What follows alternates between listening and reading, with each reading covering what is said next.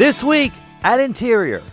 The nation this week marks 10 years since Hurricane Katrina made landfall in the Gulf of Mexico and became the costliest storm to ever strike the United States.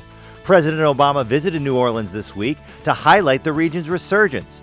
Over the last 6.5 years, the administration has focused on survivor needs and bolstering state, local, and federal recovery efforts by cutting red tape.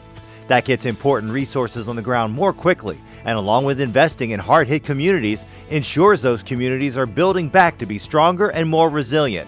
Interior has and will continue to be a major partner in those efforts. Wildfires continue to burn actively across the drought-stricken West this week. The National Interagency Fire Center reported 66 large fires had scorched 1.6 million acres in 11 states. In Washington state alone, 12 uncontained fires had burned 400 square miles, making it the largest wildfire outbreak in the state's history. 200 soldiers from the 17th Field Artillery Brigade at Joint Base Lewis McChord are helping firefighters battle the blazes. Interior this week approved the Blythe Mesa Solar Project in California.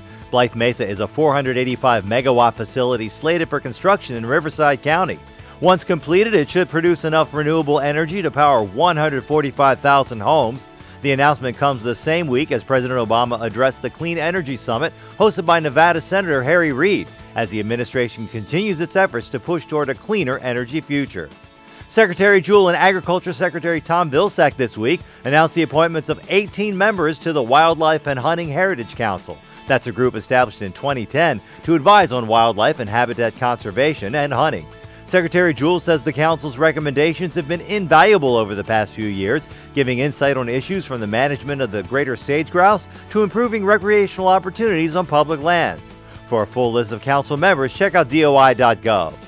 The Fish and Wildlife Service this week announced it's expanding hunting and fishing opportunities on 21 refuges in the National Wildlife Refuge System.